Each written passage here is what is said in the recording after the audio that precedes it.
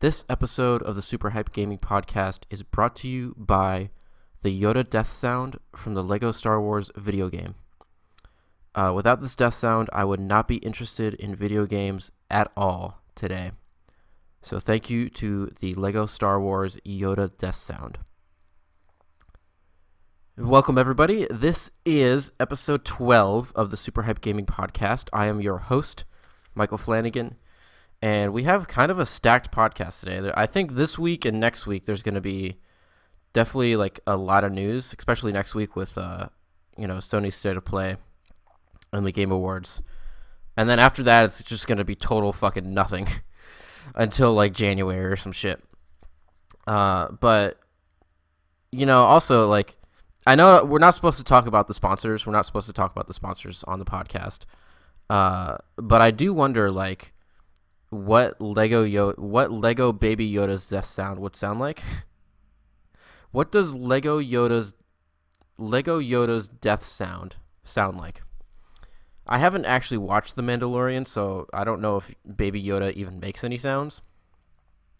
But I like to imagine that it's mostly the same as a 900-year-old Yoda. Okay, so as far as my week, I've had kind of a good week, somehow. I've somehow had somewhat of a good week. So I started the week, I got an email back from one of the agents from the showcase.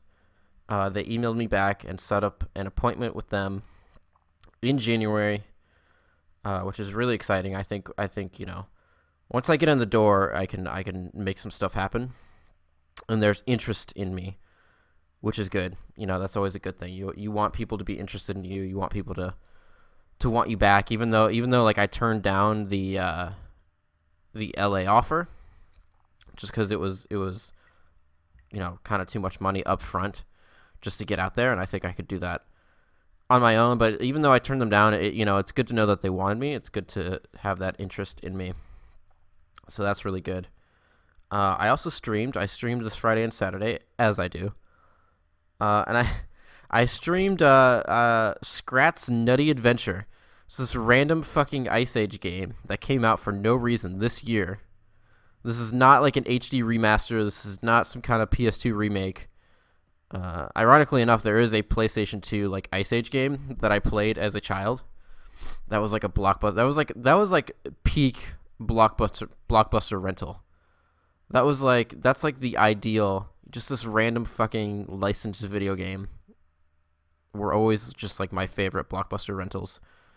But this game, Scrat's Nutty Adventure, just came out this year for no reason. It's like this game's like a 5 out of 10. It's a decent, mostly functioning 3D platformer. And it's funny, like it almost has nothing to do with the Ice Age franchise, other than the fact that Scrat is the main character. Because none of the other characters show up. There's absolutely no story. There's a cutscene at the end where Scrat meets like a lady Scrat, but she's like a space alien. It's like spoilers for this 5-hour video game. He meets like a space Scrat, a lady Scrat, and I guess they fuck like after the credits or something. I don't know. But this game, so I did a full playthrough because it's very short. It's like 5 hours. I paid $40 for this game, by the way. I paid $40 for this game, and it was worth it because I like to stream just dumb fucking video games, just this fucking random Scrat game that came out, and I think at one point I was the number one Scrat streamer on Twitch, probably because I was the only Scrat streamer on Twitch. But hey, you gotta take what you can get. But I streamed this game, and I kind of want to get the platinum. I have all the trophies except for all the collectible trophies. But yeah, this game, like, it has some frame rate issues. It's like almost has no music at all. It kind of looks sort of ugly. It definitely looks like it should be a PlayStation 2 game that was like remade or some shit. But it also has one of my least favorite aesthetics, and it has it for no reason, right? But it has that thing that's like I explained it on stream. It's the stone LED technology. And like Zelda games have this all over the place, like especially Breath of the Wild. This is like the most prevalent example that I can think of. And I think like the Jak and Daxter games kind of have that too, like with the precursor shit. But the stone like LED aesthetic, where it's like this ancient technology that's made out of stone and like glowing lights, I hate it. I hate it so much. And this game has that because there's like this ancient Scrat civilization. And they're like making them collect all these crystal nuts, and the crystal nuts are like, they can't just be regular nuts. We can't just have a Scrat adventure where we're collecting like regular nuts. It's got to be some weird fucking alien bullshit. But yeah, played that game. Want to go back and platinum it. It'd be funny if that was my 25th platinum and not Control. Control, I famously had some glitches in, and currently am still not able to get the platinum in that game because one of the side quests is just completely borked. But this Scrat game, no glitches here. No glitches here. But yeah, that was fun. That was a fun couple streams. And I also played, let's see. Oh, I finally got back into Death Stranding. Finally had some time to just put a bunch of hours into that. And I'm still not, I'm not done with the game yet. I was reading something online. I've been pretty good at avoiding spoilers, but I was reading something about Chapter 13. And I'm on Chapter 8 now. And I was like, oh, okay, I got a ways to go, I guess. But Death Stranding's good. Death Stranding is still weird. Death Stranding is still fun to fucking deliver shit. I like it. It started to where all the chapters are kind of focusing on one character, and I think that's really cool. I just did Heartman's chapter, and Heartman has like a really cool kind of gimmick and a really cool story to him, so I like that. Still working my way through that, and I actually streamed that. I think twice. I think I streamed that twice, and I know I said that like Death Stranding would be stream cancer basically because like. It's definitely the type of game where I'm just sitting on my couch with my mouth open and like my pants halfway down, and I'm just like playing this game halfway slouched on my couch. Hey, slouch on the couch. But somehow like now that I'm a good chunk of the way through the game, I feel like I could do some of those like side deliveries and stuff on stream and like actually have stuff to talk about. Because that's the thing is like you're the game is like, a hiking game. And so it's hard to just like commentate on what's happening because what's happening is just this kind of almost, and it's not always chill. Like sometimes when you run into like the BTs and stuff, it gets pretty tense. And I had some pretty tense encounters. I don't remember if it was on stream or not, but I had some pretty tense encounters with some BTs that was really, really fun. But you're just kind of walking around and enjoying the sights and enjoying the journey, And it's hard to commentate, like, while you're just enjoying a nice trek through the world and stuff. So, but I think now that I'm like a good portion of the way through the game, I can kind of do that a little bit. I'm not going to stream all of the game.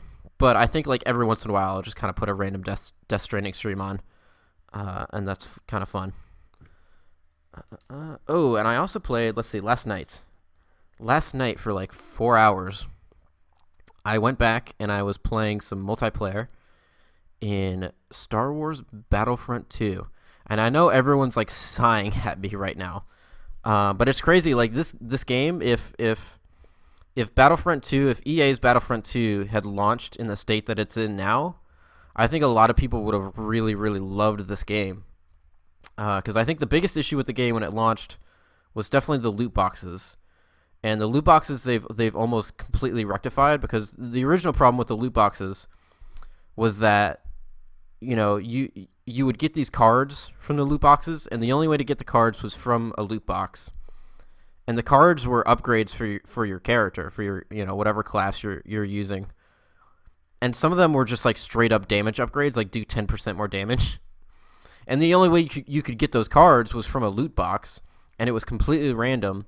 and it was completely random, like what class of card you would get, for what character or whatever. And so, some people would just get lucky and they'd have like a 4-star, damage card, and I'm over here and it's like I don't have any cards for the class that I prefer. But they got rid of that, and they changed it to where when you level up a class, and you level up a class just by using it, which is really, really nice, because you can just do, whichever class, whatever character that you want. So when you level up, you get skill points, and then you can use those skill points to just buy the cards and buy upgrades for the cards. So I went and did that. I mainly play as like the heavy class, and so I went and I have like all purple cards now. It's great. It was like so easy. I think because I played this game, I rented this game from Redbox to play the story, and the story is trash. The campaign of this game, and especially like the DLC little extra campaign that was like an hour or so, was like pure trash. It's so fucking bad. But the multiplayer, now is I think in a really good state. And I bought the game when it was like $10 or some shit. But I think it's really good now. There was a lot to like it about the game even when it launched. Like the environments are fucking phenomenal. There's so much fucking detail in all of these maps. Like you go to the Mos Eisley map, and there's like junk everywhere. There's creatures from the original trilogy. There's creatures from the prequels, and they make a lot of that stuff look really cool. And they make a lot of like the prequel stuff look really cool too. Like when you're on Camino, looks so fucking good. That map looks so good. And there's like dead clones all like littered all over the map. It's fucking storming and raining out. Geonosis looks really fucking good. So it's interesting. Like Naboo is like one of the best looking maps in the game. So it's cool to have like it like makes the Clone Wars kind of cool. Because the Clone Wars are like kind of stupid, in my opinion.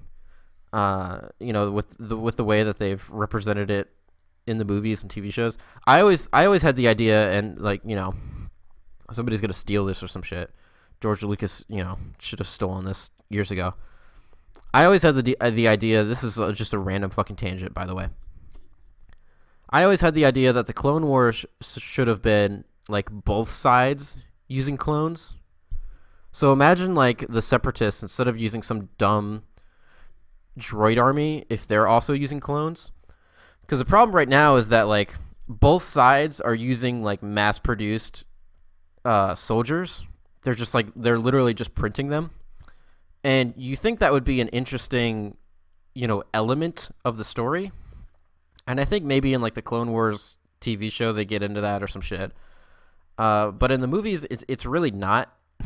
It's really just like, well, we need an army and they need an army, so fuck it. We got these two CGI armies that fight each other. But I think it would be interesting if both sides were using clones. And so that's why they call it the Clone Wars, is because both sides are using clones, and both sides are kind of at a stalemate because they can't make any progress in the war because, like, you can't make a victory against someone who is, like, just printing their army. And so every military victory that you gain, it doesn't really matter because they're just printing more soldiers to go along with that. And so like the wrinkle of the Clone Wars is that it's this like decade-long event that is just at a total stalemate the whole fucking time because nobody can make any progress because everyone is just printing their soldiers over and over again. But instead we got some stupid fucking battle droids that say funny things, I guess. But that's my Star Wars tangent. But yeah, I think Star Wars Battlefront 2 is in a really good place right now. I think you can buy it for like $5 at this point. And there's a lot of content in there too. There's a lot of cool modes. I played a mode called, I think it's called like Galactic Conquest or something. But basically you start as like a ground, it starts as a ground battle and you have different objectives and you're capturing command points. And if you win that objective, then you move to the enemy's ship and you try to like fuck up their ship. And if you fail, then you go back to the ground battle and you start doing the command post over again. And so I had this fucking match that was like probably like 40 minutes long because my team lost and then their team invaded our ship, but then we like defended ourselves and held them back and then went back to the ground battle, and then we won the ground battle, and then we went on their ship, but then they defended it, and so we went back to the ground battle, and then we won again and went back to their ship and then fucked their shit up. So that was really, really cool. There's lots of heroes now, so like the heroes versus villains mode is pretty cool. Boba Fett is still like OP in that mode, I think. I remember like when I bought the game a while ago, like playing that mode and just playing as Boba Fett in that heroes versus villains mode, and just grinding for like all kinds of upgrades and shit. You can just kill people so easily with him because you can just stay away from people with the jetpack. It's really, really cool. But yeah, I think that's my Star Wars rant. Go play Death Stranding. Go play Scrat's Nutty Adventure. Actually, don't. If you want the Scrat's Nutty Adventure experience, just don't. don't want that experience. But also I have a couple announcements.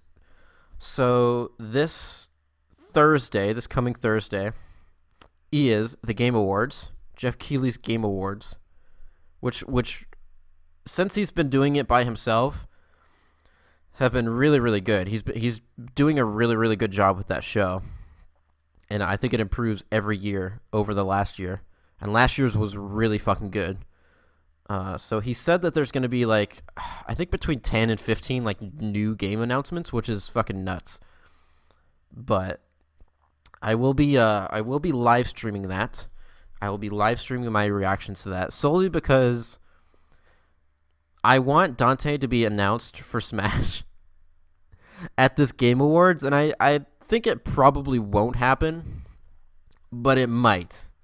And I definitely feel like I wanna react to that because it's gonna be fucking good.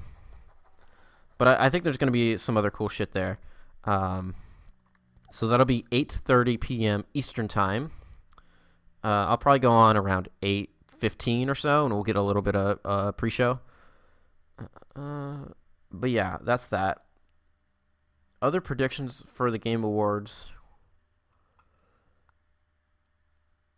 We'll get there. Okay. So that's all I have for my week and my shit. Now we can move into the podcast proper. And our first news story is actually happened later in the week, but then we had an update, which is nice, so I can talk about it first. So fucking Resident Evil 3 Remake was unfortunately leaked, which is really a bummer because, I think this reveal would have been really, really cool. Everyone was expecting it.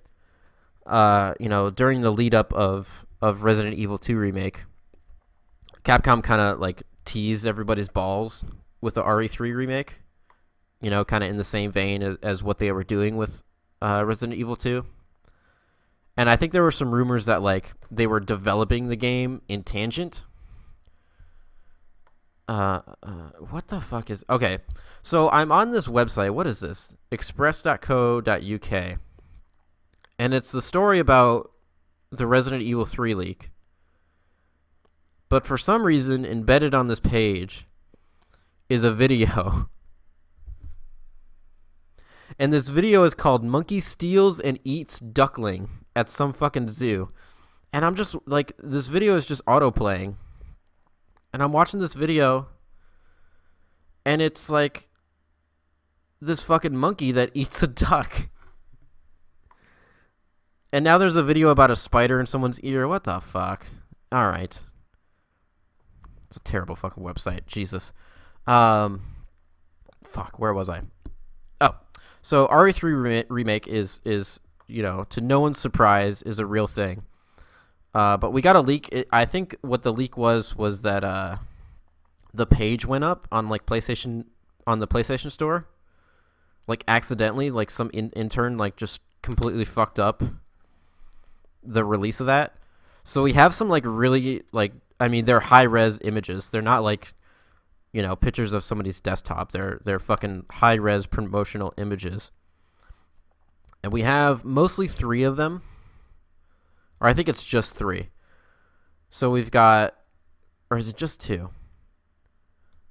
Basically, we have a shot that's almost guaranteed to be the box art. It's Nemesis up at the top, and then it's Jill and Carlos down at the bottom.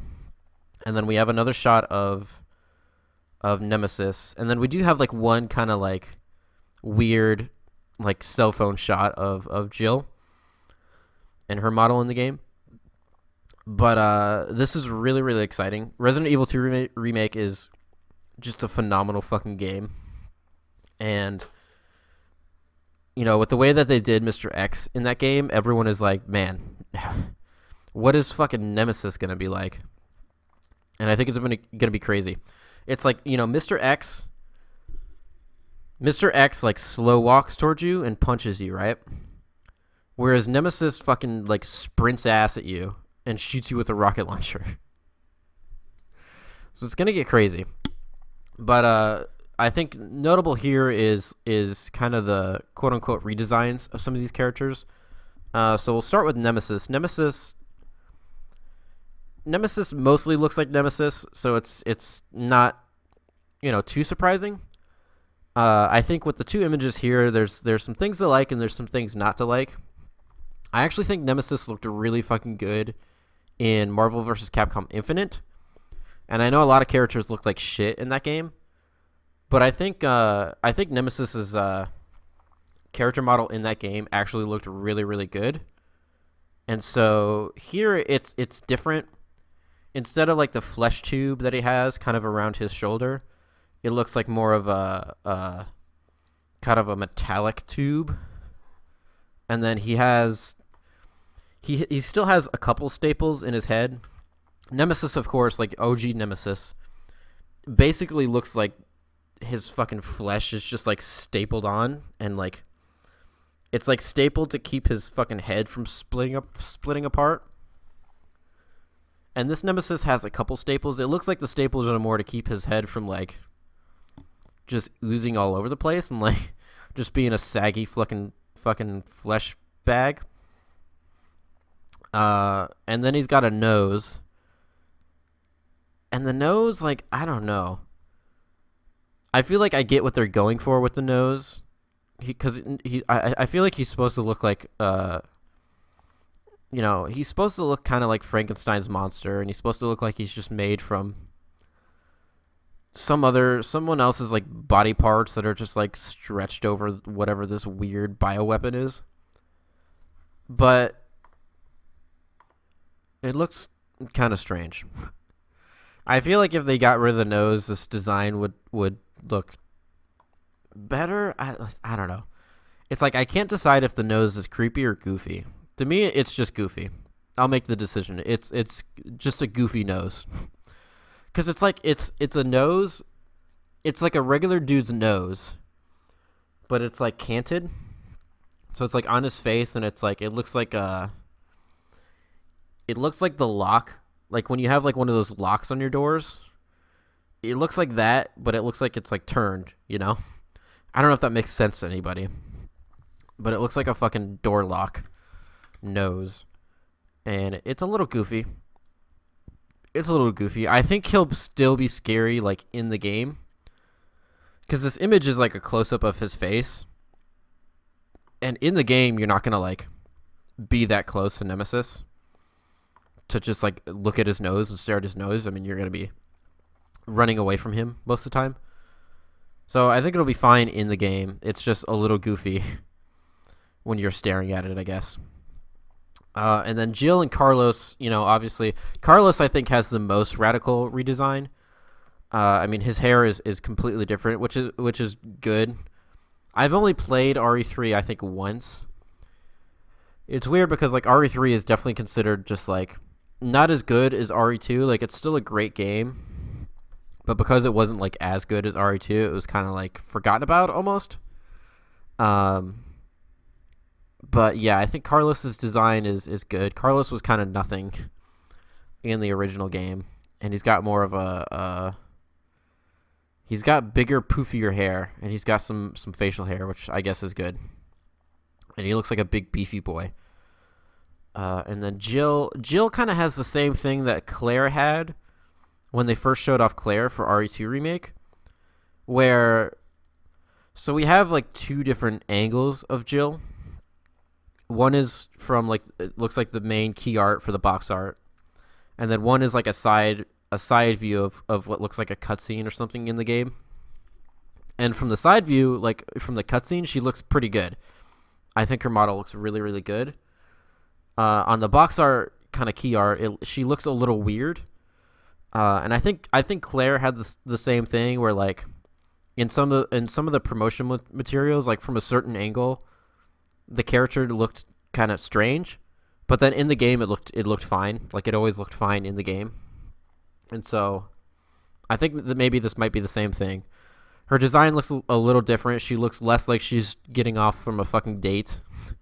Obviously, like the key art ends like kind of at her waistline, so we can't see if she's wearing like that dumb skirt and the fucking hoodie around her waist. But she's got kind of just like a basic tank top on. It's kind of similar to Claire when she gives Sherry her jacket at the end of RE2. But I think she looks good. I think her face looks good. Obviously, like the good thing about the RE engine is good faces. Resident Evil 2 has good faces. Devil May Cry 5 has good fucking faces. So that's really, really good. That's really exciting. And then so there's some other news that says that this game might be announced during the Sony State of Play, which is happening December 10th. And Sony has said that State of Play is going to be about 20 minutes long, which is pretty short. I think their State of Plays are usually pretty short.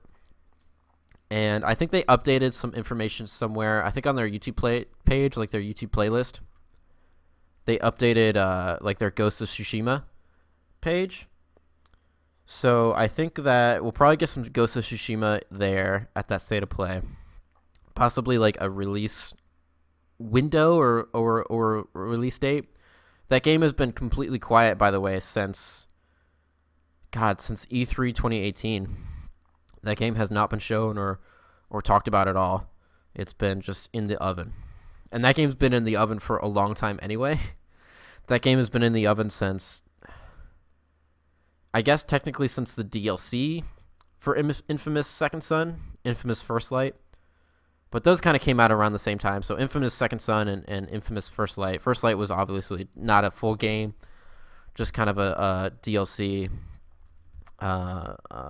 like mini game almost. It has a platinum, which is weird, but it's been a while. It's been since like 2014, when those games came out. So it's already been 5, almost 6 years. So that game's been in the oven, and it looks really good. I mean, it showed off really, really well when they showed it off at E3 2018. So I think they can take. I think Sucker Punch is one of those first party developers for Sony, where Sony's like, look, just take all the time you want. You make good shit for our platform. Just continue doing that. So that's exciting. So yeah, we might see some Resident Evil 3 at that State of Play. Capcom, announced RE2 Remake at Sony's E3 2018. So it makes sense. It makes sense if they kind of keep it with Sony. So yeah, we'll probably see that soon. And I think there's some rumors that the game might launch in March, which would be awesome. It'd be really, really awesome. And I'm very excited to play that game. RE2 Remake was a 10. Maybe not a 10. RE2 Remake was like a 9.5 out of 10. But still, just really, really, really fucking good. Looks really good. Has really good moods. So yeah. Looking forward to that for sure. And next up, we have... So this is cool. So Nintendo announced a new Mario Maker update. And they announced it, and then it came out like a couple days later, which is always great. I love this kind of stuff. But there's tons of stuff in this update One of the biggest things is that I have not had time to get to this update. I'm actually really excited for this update. I think there's a lot of really cool stuff in here. The biggest thing, obviously, is the Master Sword, which allows you to turn into Zelda. It's interesting. I'm not sure where this Zelda sprite is from, because it's a side view of it's a side view of Link, but it's not like the Zelda 2 sprite.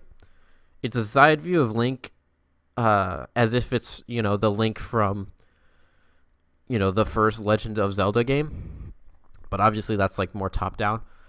So yeah, it's interesting. Haven't had a chance to check this out. Let's see, what else did they add? They added Pokey, which I really wanted fucking Pokey. I love Pokey. Pokey's like one of my favorite fucking Mario 3 enemies. And I was so upset when Pokey was not there. So when I was watching this trailer and it's like, hey, here's Pokey. Pokey, of course, is like the cactus character. Pokey is like the cactus that's like a bunch of cactus balls stacked on top of each other. So like for me, that's the best thing to come from this update is fucking Pokey. But we also got some frozen coins and some P blocks and a bunch of other stuff. It's cool. Like, a lot of people, and myself included, really thought that like Mario Maker was just kind of abandoned, because Nintendo's weird with like updates to games. Like Smash Bros is obviously like always getting updates, and Mario Kart had some updates, but like Mario Party had no updates. Mario Tennis, they like added characters and stuff, but like Mario Maker, since it came out in this past summer, it's been really quiet, and the game kind of fell out of the zeitgeist for a while. And I think this is really exciting. I think hopefully this is not the only update they make to this game. I think some people were expecting like one more game style, because when you go to like the 3D, because they have like the categories, they have all the categories together, and then they have an other category that's just for Super Mario 3D Land, and they separated it because like with all the other styles you can switch between them, but with 3D Land like you can't, because some things like don't work between 3D Land and all the other styles. But they have this whole other tab, and it's just for Mario 3D Land or 3D World or whatever the fuck they call it. And there's space for like one more game style there. And so I think myself and other people were kind of expecting there to be maybe one more game style, maybe something like Mario 2. I think if they added Mario 2, and it would make sense if Super Mario 2 was in the other category as well, because there's some things in Mario 2 that do not exist in the other games. There's mechanics and stuff. But I really love Super Mario 2. Obviously Super Mario 3 is my favorite of the side-scrolling Mario games. But I think Mario 2 is really, really good too. I think it has a cool aesthetic, cool art style, and I think there's some cool mechanics in there too. It's very different, and I think that's something that Mario Maker 2 could use, is just like have this game style that's like so different, because it makes it cool. It just adds variety, and variety is the spice of life, as they say. So yeah, hopefully I have time to check out that update. There's too many good games. There's just way too many good fucking games that are out, and too many good updates and all that shit. But in other Nintendo news, we've also got some new NES and SNES coming to the Switch Online platform. So for NES games, we have, let's see, what do we have? Why is this separated like this? This is fucking bad. All right, hold on. I pulled up this fucking, oh Jesus. I pulled up this website, and I didn't actually look at it beforehand, but so one of the games, I know this, one of the NES games that is coming out is Star Fox 2, which was previously only available on, let's say, the NES Classic, right? Is that NES? Yeah, that's totally NES. So Star Fox 2, and it's cool that like they're just putting that out there now so that people can play those. Let's see, December 2019. I have a million fucking tabs open on my desktop, so my laptop's running a little slow. I thought about buying a new laptop for Black Friday because I need one. Because like I'm really holding this laptop together. This is the laptop that I stream from, and man, it's like I'm nervous. I'm seriously nervous for this laptop because if this doesn't work, then like all of the shit that I do is not gonna work. All right. Well, apparently, like, here we fucking go. Jesus. IGN will help us. Should get on the IGN to begin with. Though IGN like takes forever to load, I forget. Okay, here we go. So actually, for the NES, we have Journey to Silas and Crystallis for the NES, and then for the SNES, we have Star Fox 2, Super Punch Out, Kirby Superstar, and Breath of Fire 2. I think it's really, really cool that I think Breath of Fire 1 is on SNES. What do they call this? Like SNES Nintendo Online? I don't know. But I played a little bit of Breath of Fire 1 when that was released, and it's really cool. Like that game is old and janky, and but it's cool. Breath of Fire 4 is, I think, the only Breath of Fire game that I've like played most of. I don't think I completed that game, but that game is really, really, really good. Breath of Fire 4, so it's cool to go back and see like the first game. But Super Punch Out, obviously very good, and then Star Fox 2, which is previously unreleased. When they put it on the SNES Classic, that game was mostly finished and then just never came out. And so when they put it out on the SNES Classic, that was like the first time that it had ever been released. And so it's cool that they're putting it out now on the service, and just letting everybody play it if they want to. So that is pretty cool. Still no Donkey Kong Country games. That's like the glaring omission from the SNES lineup. Is like, where are those fucking, put all three of those Donkey Kong Country games on there, please. Donkey Kong Country just had its 25th anniversary. Why are these not on there? And they were on Virtual Console, so I have no idea why they would just omit these games. But when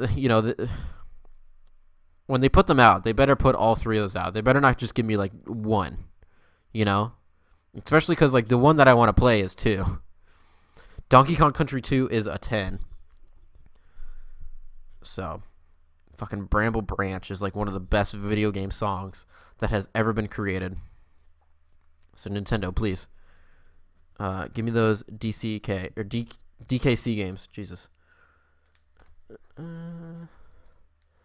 right, and then we got some movie trailers this week. This is kind of turned down a different alley here. But we got the trailer for Black Widow, which is pretty cool. I think my main takeaway from this trailer is that it reminds me of Civil War, or not Civil War. Sorry, it reminds me of Winter Soldier, where it looks like it's gonna be kind of a smaller action thriller for like most of the movie, and then just have this ridiculous over the top finale with like explode. Like I think the final shot is like they're jumping out of like a million planes or some shit. But looks really cool. This is set between Civil War and Infinity War, so I think this is the first. I guess technically, Captain Marvel was a prequel, sort of, and obviously Captain America was a prequel, but this is the first time that they've taken like an established character outside of their origin story and done kind of a prequel with it. But no Hawkeye, which is kind of disappointing. No Hawkeye. I know Hawkeye's getting his own, Disney Plus show, which I'm very excited for. I fucking love Hawkeye. But no Hawkeye here. This is kind of focused around Black Widow's like, dysfunctional, like forgotten Russian family of like Russian weirdos.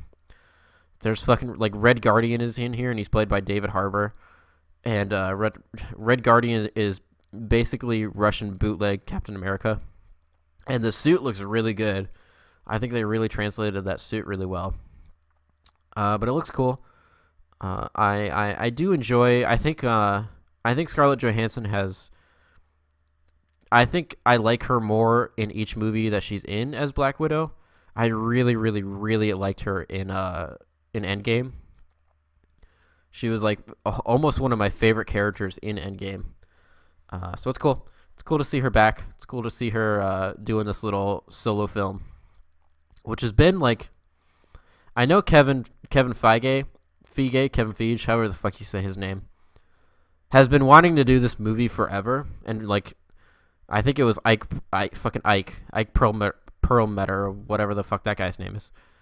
Like, some guy at Disney was like, "No, we can't do this movie. It's fucking women. Nobody wants fucking movies about women." But Kevin was like, "Dude, I want to make this Black Widow movie," and they kind of pushed him out, and so it's cool to see that they are, finally getting this going. But it's cool. Like, I think it's cool to see kind of a smaller, Black Widow doesn't have any powers. It's cool to get like a smaller MCU movie, and again, I hope the finale isn't just like way over the top. But if it has a tone similar to Winter Soldier, then I'm so in. I'm so fucking in. And obviously Taskmaster is in here as the villain, and he looks okay. I think his mask, like, people are saying, like, he doesn't look like a skeleton. The mask definitely has like shades of skull. It's not like full on skull mask, but it definitely like is halfway there. But hopefully they do Taskmaster pretty good. Taskmaster's like gimmick is that he like learns your moves, and so like you try to do the same move against him, and he's like, "Nah, I already know that you did that." And he like counters you and shit. So hopefully they go with that. Hopefully they do him well and don't just make him some fucking goonie. But that's exciting. And then continuing with the spy movie trend, I think it was like almost the next day after the Black Widow trailer, we got the trailer for Daniel Craig's final James Bond movie, which has I think one of the best Bond movie titles ever, which is No Time to Die, which I fucking love. It's just such a good fucking movie title, No Time to Die. So this is Daniel Craig's final Bond movie. It's the 25th Bond movie, and it looks decent. I think, let's see, if we're following the trend of Daniel Craig's Bond movies, this one should be really good, because with like Casino Royale was like a 10. That movie's fucking great. And then what was it? Quantum of Solace is like very forgettable. I don't think that movie was. I don't even remember. I saw that movie once, and I the only thing I remember is like him walking through the desert, I think. And then Skyfall is obviously really, really good. Love Skyfall. And then Spectre was okay. Spectre wasn't as bad as Quantum of Solace. There's some parts I really, really like about Spectre. The intro to that movie is fucking like a 10. It's like all one shot. It's that Day of the Dead kind of set piece. That intro is very good. And I like his relationship. So the lady from Spectre is back, his little lady friend. And I liked her a lot. I liked her in Spectre a lot. So hopefully this is good. We've got, the crazy Bond car, which shoots things now. It's funny. I feel like every movie they lean a little bit more into like the goofy gadgets and shit. Because like Daniel Craig's, take is obviously a little more grounded. But yeah, hopefully it's pretty good. We got Rami Malek as like the main villain. and I fucking love this dude. This dude was he was in Until Dawn. I think if you're into video games, you probably know him from Until Dawn. He played Josh from Until Dawn. But he's also the lead actor in Mr. Robot, which is a show that I fucking love. And I haven't gotten to season 4 yet. Season 4, I think, is either almost all out or is all out by this point. But I love this dude. I think this guy is a really great actor, and he looks like he's gonna be really cool in this movie. So that's exciting. When is that movie coming out? I think, let's see, Black Widow's coming out in like February.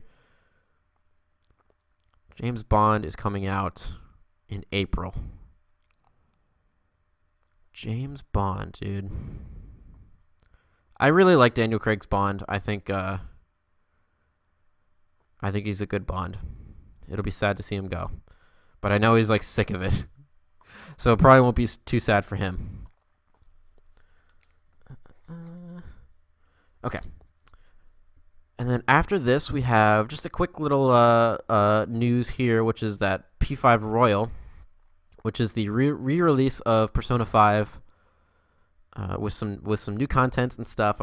It's still a little weird because like I think they said that all the DLC that was released for the original P5 will be in the game for free, but then there's going to be DLC afterwards for P5 Royal that you have to buy. And that, it doesn't really make sense. Like, what? Just if you're gonna have this fucking re-release, like, don't fucking make me buy new DLC. Just put all the DLC in the fucking game. Like, come on, it's not that hard. But P5 Royal was apparently already released in Japan in October. I did not know that. I thought that was coming out like maybe in December or something. But yeah, already out in October. But it's coming to the West for PlayStation 4. On March 31st, 2020. So March is getting pretty stacked. I have not played Persona 5 yet. It was on my list. I was like just about to get to it. I was just about to get to P5. And then they announced P5 Royal. And it was like, well, okay, I guess I'll wait.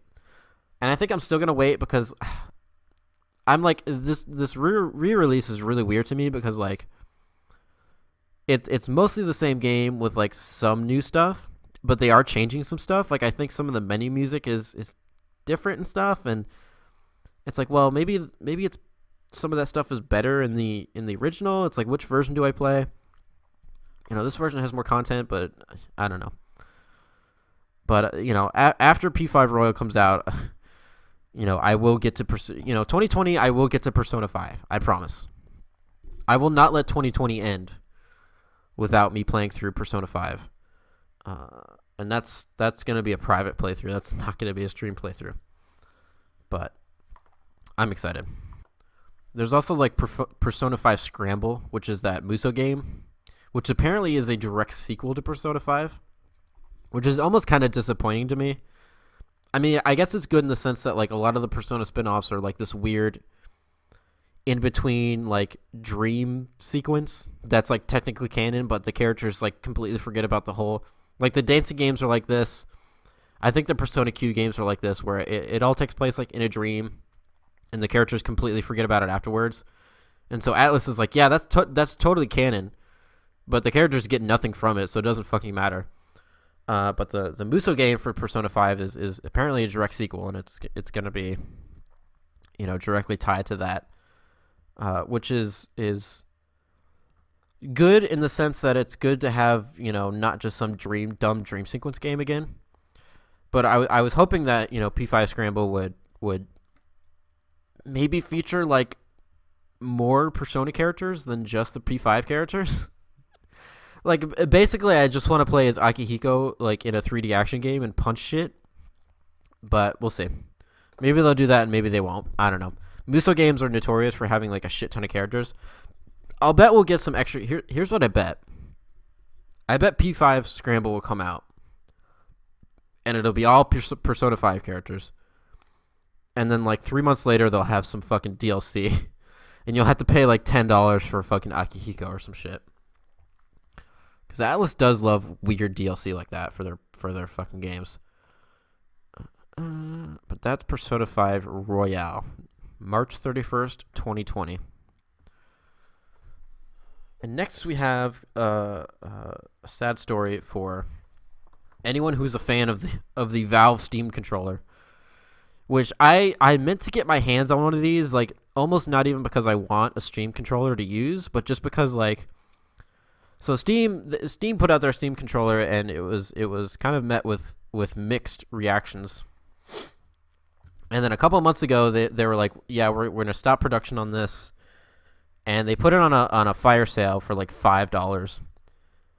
And I meant to buy one, and I kind of regret that I didn't. Not even for like to use, but just because it's funny. It's like almost like a historical thing. But the Steam controller famously has like two basically like laptop mouse pads on the sides, and I think like this controller is interesting to me. It seems like a cool idea. It seems like something that would work for trying to play like.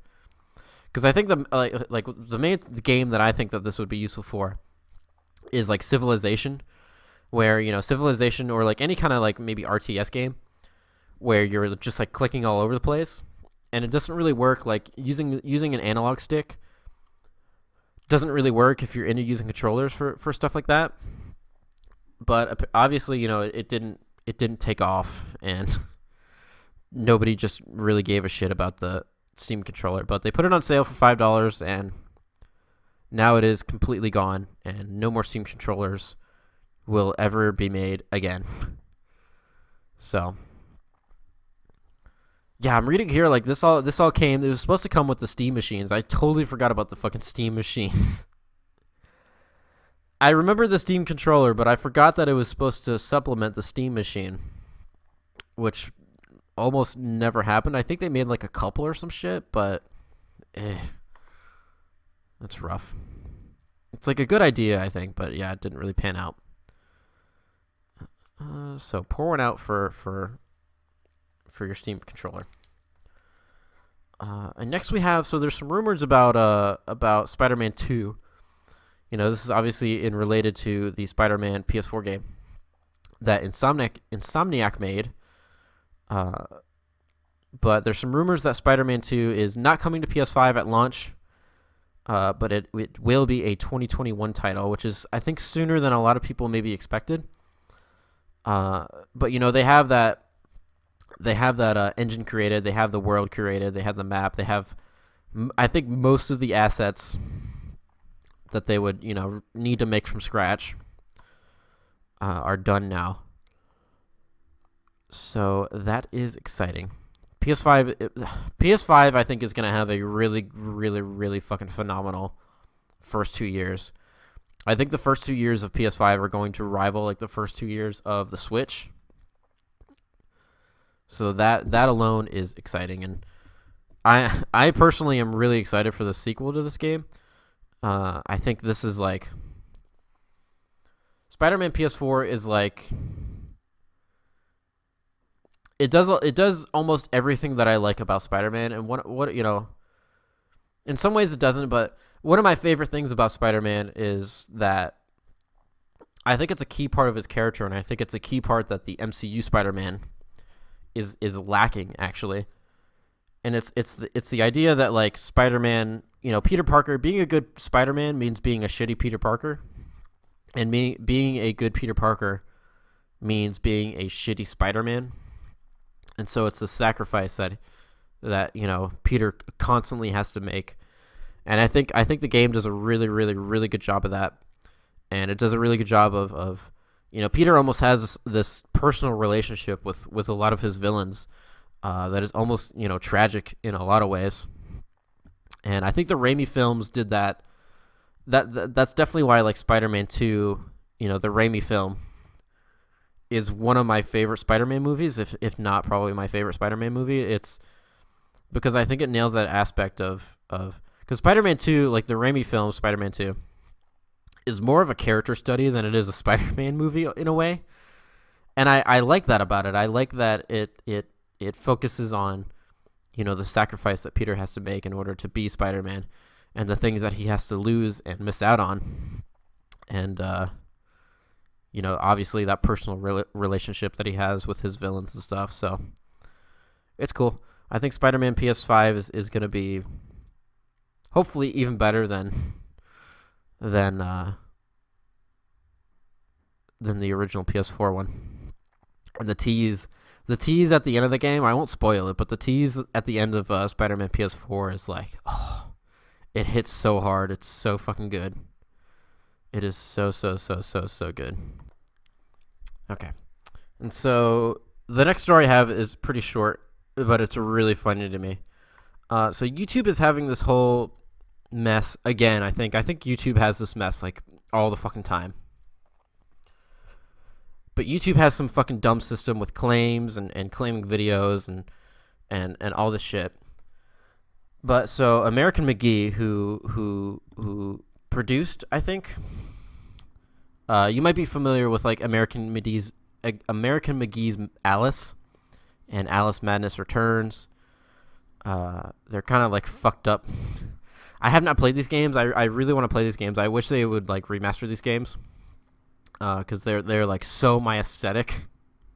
They are like my aesthetic to a fucking T. It's just like a creepy Alice in Wonderland. Alice in Wonderland is like already creepy, but when you give Alice like a knife and make her like stab people, it's like yes, I'm 100% in. But unfortunately, I just never got to them. Those would be fun stream games. Those would be really fun games to stream. But so American McGee was like doing a let's play of his games on YouTube. And they got claimed. Some random like Let's Player who played the game made a claim against American McGee, saying that like he stole his content or some shit. And so YouTube like took his video down or put a claim on it. And then American McGee tweeted about it, and then YouTube responded and they said, quote, "Thanks for bringing this to our attention. If you feel your video was claimed in error, you can dispute it here." And then American McGee responded. He said, "My name is on the box. Are you effing kidding me?" And then he posted a picture of the box art and like fucking circled with like red lines his name at the bottom that says an American McGee game. And it's just so just so funny to me. It's like, I can't play my own game. My name is on the box. Like fucking Jesus.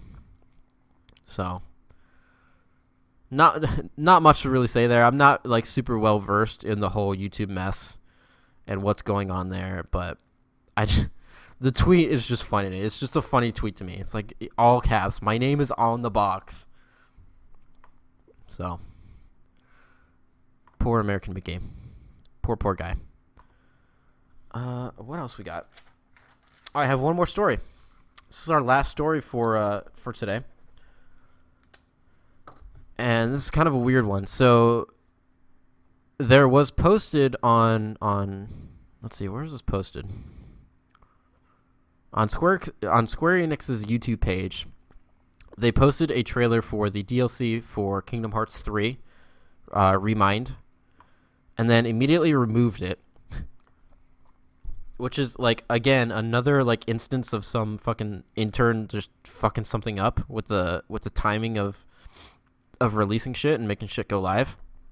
But this trailer was up for, like, an hour, and I watched it, and it's funny because, I think everyone by now knows my thoughts on Kingdom Hearts 3 and what a letdown that Kingdom Hearts 3 was to me. But this trailer looks really, really good somehow. And, Square has since then taken it down, but I'm sure it's out there still. I'm sure you can still find someone who made a rip of it and watch that. But this trailer looks really good. Like, I've talked about how I was disappointed with Kingdom Hearts 3 before, and I see a lot of sentiments online where people who say they're disappointed by the game are met with like the criticism that, well, you hyped it up too much, you had too high expectations.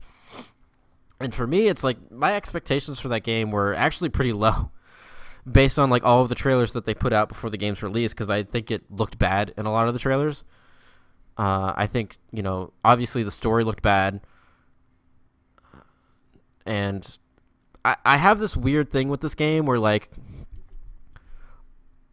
all of the character models, like all of the Disney character models look really good. Like all the Disney characters look really fucking good. but all of the original characters like look bad, in my opinion. Like their clothes look like they're fucking made of starch.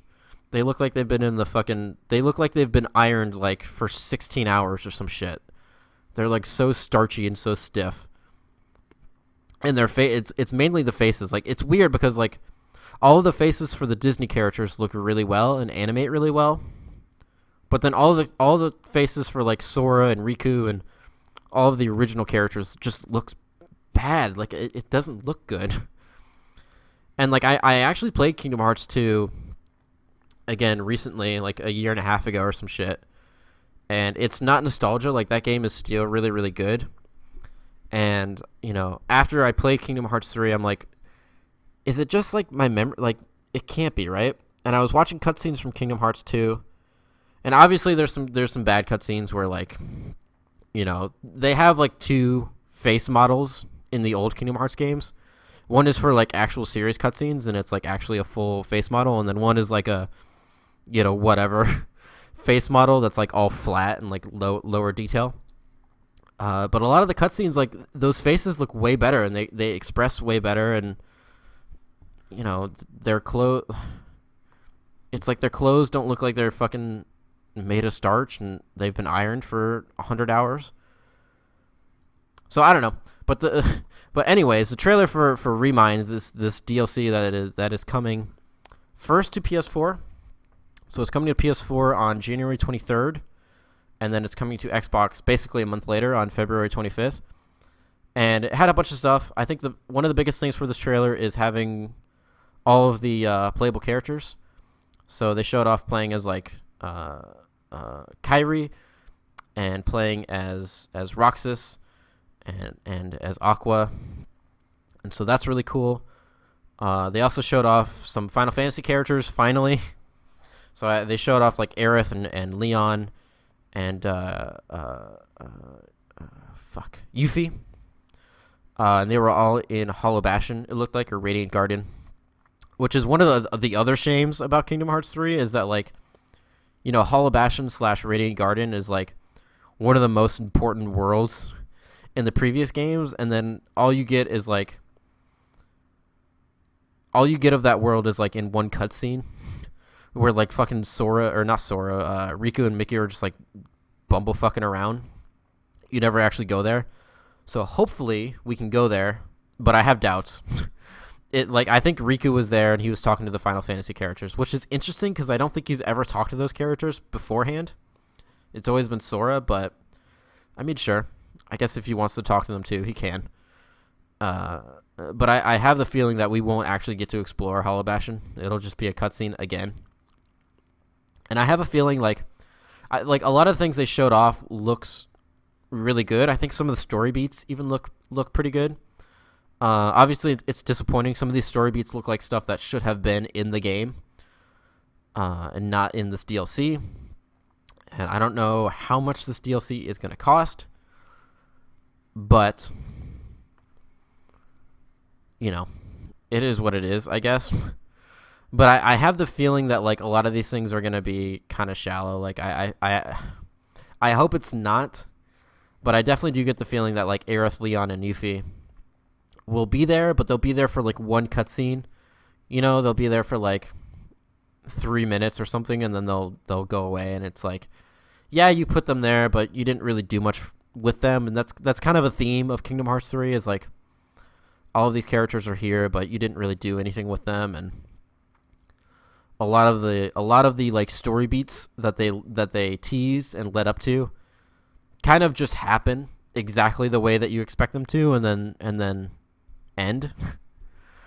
Like, you know, if you're not familiar with Kingdom Hearts, this is going to sound just like complete nonsense, but there was one character from Birth by Sleep that was like, you know, put to sleep, and he was like trapped in this castle, and you know, his heart had been removed from his body. And so like one of the like quests in Kingdom Hearts 3 was like getting his heart back and waking him up. And they just kind of do that. They kind of just go and wake him up, and then here he is, and it just kind of plays out exactly as you would expect it to. And they want Roxas to come back, and Roxas kind of just comes back.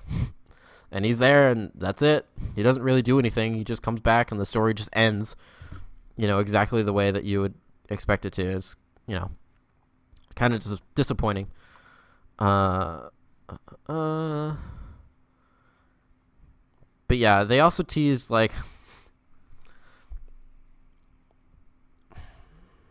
they teased this fucking character that's supposed to be some bridge between Kingdom Hearts 4, which again is another thing that I did not like about in Kingdom Hearts 3, is that there's a story beat in Kingdom Hearts 3 that they teased in a trailer that is never resolved, and that story beat exists only to tease Kingdom Hearts 4.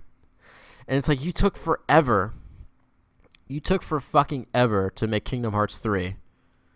And you're going to have the balls to, spend half of your story focusing on a tease for Kingdom Hearts 4. It's, ridiculous. But this DLC looks good. I think if this DLC is, $15, I'll be in, I'll be in to, play as these other characters and get a little more story. But other than that, I don't know. I don't know how interested in that I will be. It'll probably disappoint, but I'll still be there. But I'm not going to be there for Kingdom Hearts 4. I'm done. I'll get the rest of Kingdom Hearts 3, but after that I'm over it, which is a shame because I fucking loved Kingdom Hearts as a kid. Kingdom Hearts 2 was a game I got for my 10th birthday. And I will never forget because I was sick. I was sick on my birthday. And my birthday is in the summer. So I was off from school. So I just had several days to just play through this game. And it's just one of my coziest video game memories that I have ever. Besides obviously, Lego Yoda's death sound. But it's just a shame. I was such a Kingdom Hearts fan, and it's just now I just feel so on the franchise. But maybe it'll be good. Maybe Kingdom Hearts 3 Remind DLC will bring me back around, and I'll be a fucking fanboy again. I think I wrote fan fiction for Kingdom Hearts. There's a Kingdom Hearts website. I think it was called Kingdom Hearts Insider, and I spent several summers just on that website. It was a forum. And, it was cool. They had this whole artist section of their forums where you could go and request signatures and avatars, and these really talented artists would do whatever you requested. And so I had a custom avatar, a custom signature for all my posts, and I definitely had some fan art, or not fan art, definitely had some fanfic. It wasn't erotic, okay? I was a child. It wasn't erotic fanfic. Nowadays, it would definitely be erotic.